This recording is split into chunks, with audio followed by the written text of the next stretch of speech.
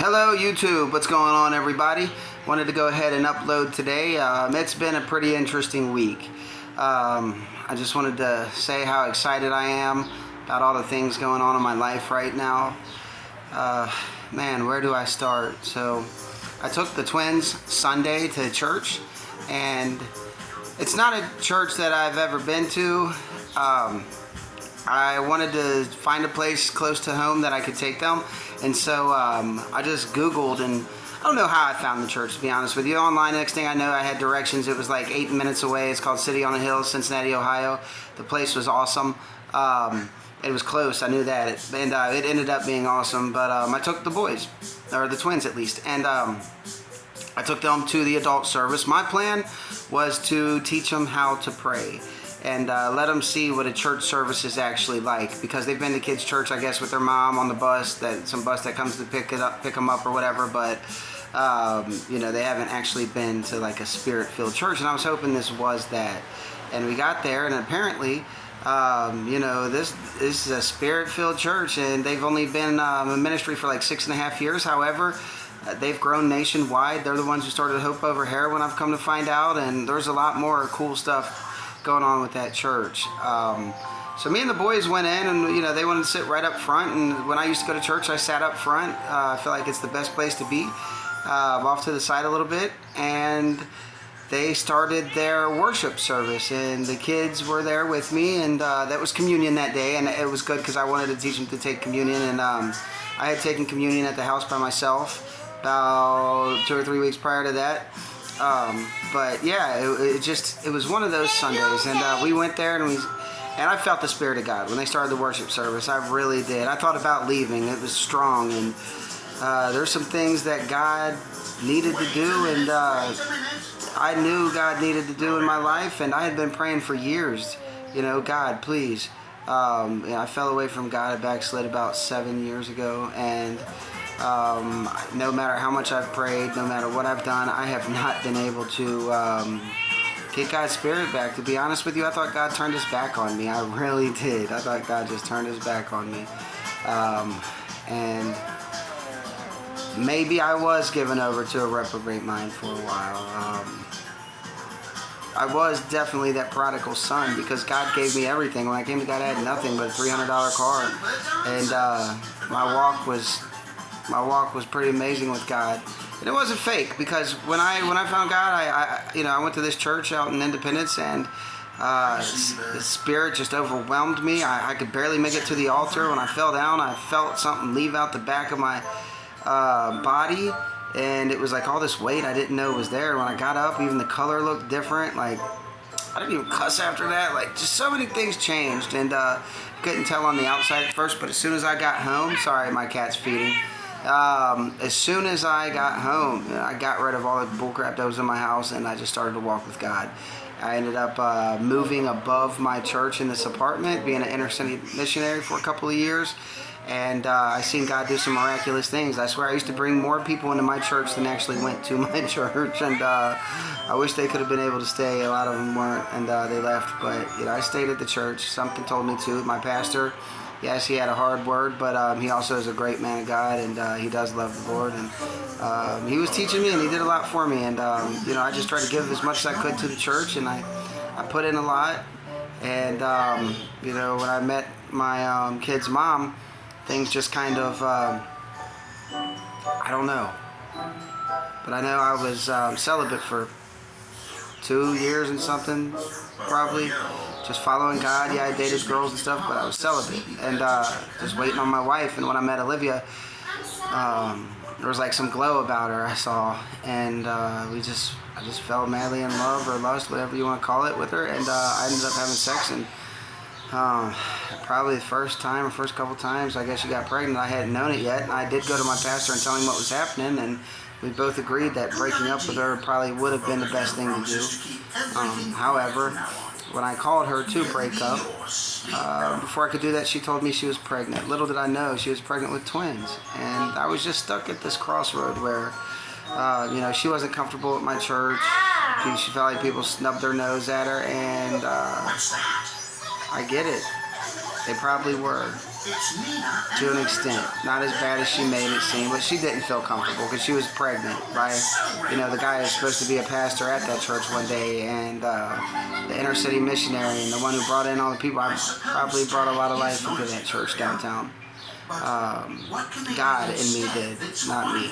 Before that, I was just a busted up gangster, not doing a lot in my life. But I ended up starting a company, advertising, brought in people off the streets. I literally, the meet out evangelizing became working for me, and trained them how to be salespeople. I'm a really good salesperson, people say. I'm not trying to take too much credit, but I have trained quite a few people who now make 6 figures in sales, and they say that, I'm the cause of it. But yeah, I had a business down there. I was doing inner city evangelizing. I met Olivia, got her pregnant, went to break up with her, and she told me she was pregnant first, so I didn't tell her I was breaking up. I ended up moving to a halfway house that I had rented. I ended up moving to a halfway house that I had rented to make a halfway house, and just me and Olivia ended up living there, long story short. And we relapsed, and she wasn't sober long before that anyway. And I remember she left one night, she went and relapsed, and I started going crazy, and I thought, I'm going to relapse too. I don't know what that was all about, but I did, and being sober for like 3 years, that happened, and it lasted for about 3 weeks, maybe a month, and I'm like, we can't do this anymore, she's pregnant, what's going on, like, oh God, what's going on in my life? I couldn't feel the Spirit of God anymore. I tried to go to these churches. People I knew that were Christians were picking me up and trying to take me to church. I couldn't get the Spirit of God for anything. I was beat. I was done. I really was. I was done. And I felt defeated. And I ended up getting sober. And we got a house in Burlington. I started selling cars at a dealership down the street from where I got the house in Burlington with her. And it was a nice place in the suburbs, and it was a different kind of life from what I was used to living.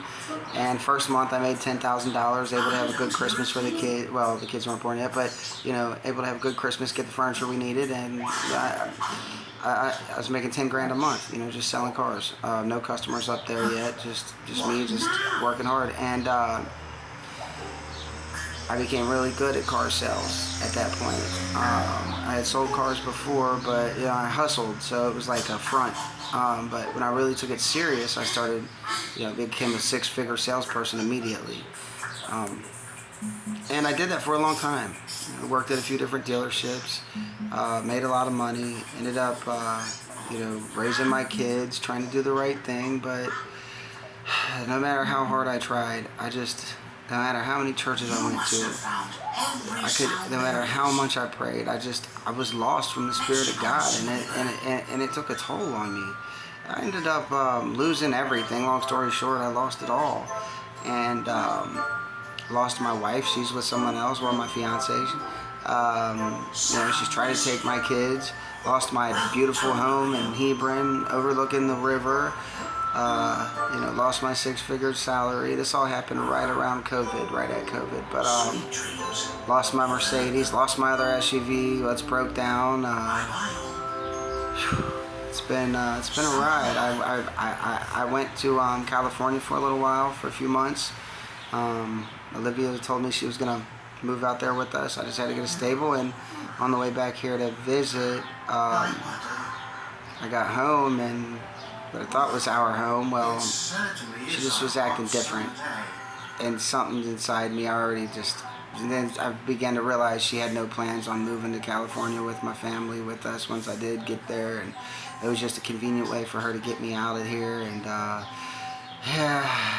it was a long road after that. I ended up leaving, and I was homeless, basically. Now I have an apartment, but I lost everything I had, even my clothes, like furniture, cars, everything. And this time I started praying, and praying, and I started feeling God's Spirit again.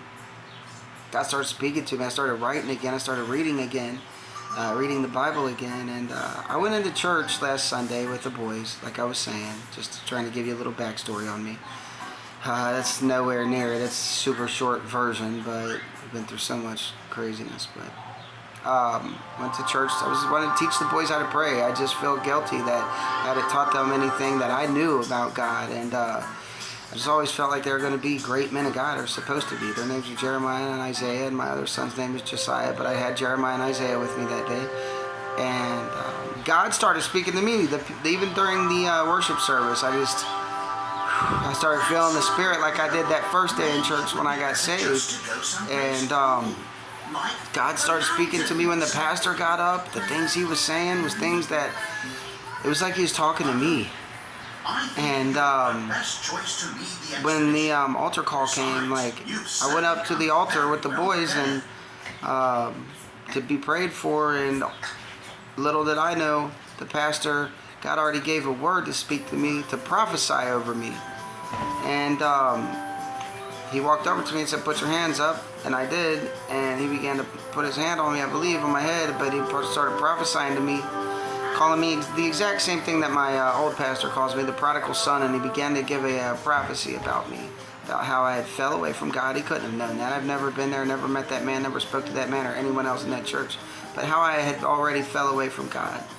How my kids, were not in fact a curse, but they were a blessing.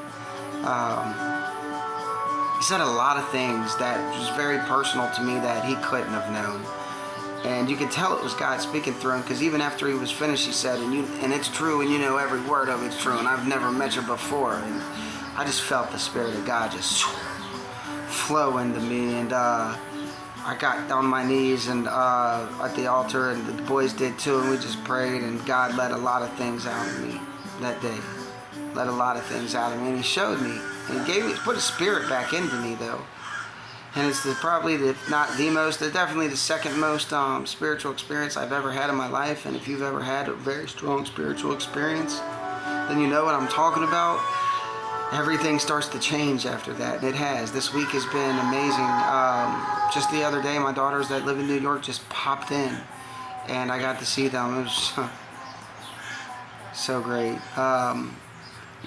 No, my life's not where I want it to be, and I'm not stable like I want. I'm trying to start this roofing company. I already have started the roofing company, and I'm trying to get everything in order, and the podcast as well. And I believe it's all going to grow, and it's going to be awesome. And right now, this is the very beginning of it. So when I can look back at these days and say, wow, look how far I've come. Look how far you've taken me, God. It's going to be awesome. But I had a chance to talk to the pastor after that. I was kind of still trying to process just being prophesied over and having the Spirit of God strike me all the way through my body and fill me up again. It had been years since that had happened. And, I kind of got up and left, but I did reach out through the internet. He called me, and I gave me his number, and called me, and we spoke. And God, he is a man of God, and he just let me know, God does still have, he said, something special about you, kid. God has a great plan for you. And I already knew God did. I knew what God was doing in my life before. But he didn't. And that's what made it so amazing. He didn't know. And I thought God had taken all that away and gave me over maybe to a reprobate mind and heart. But and maybe for a season there was truth in that, but something God did changed everything. In a season where it seems like all chaos and there was no hope left and it all fell apart, and I don't even want to tell you what I thought about doing, but God moved. God moved in my life, and it's just been awesome. And tomorrow's Sunday again. I'm going to go back to church. I'm trying to find a way there, but I'm just believing now that God's got it all worked out. He already has the plan in front of him, and I just gotta keep stepping, and said something that really struck me. It's not about religion. It's not about religion at all. It's just about God. It's about a spiritual experience, and that's how I found God, through a spiritual experience, not religion. But just wanted to go ahead and share that. The boys, first time coming to adult church, they witnessed their dad being prophesied over. They witnessed the Holy Spirit just flowing through me and speaking to God, and it's just an amazing an amazing experience, and it showed me where my home's supposed to be and who's supposed to disciple me. And I'm thankful for that, and one day I want to be able to look back on this and just be, wow, God, look what you've done in my life. But yeah, over and out. Like and subscribe. There's more videos to come. I've got young Jeremiah right here with me. And we're just hanging out today. He didn't want to go back to his mom, so he wants to stay with me. He's a daddy's boy. But yeah, tomorrow we've got church, and hopefully I can get back on here and let you guys know how it goes. Like and subscribe. Thanks. Bye.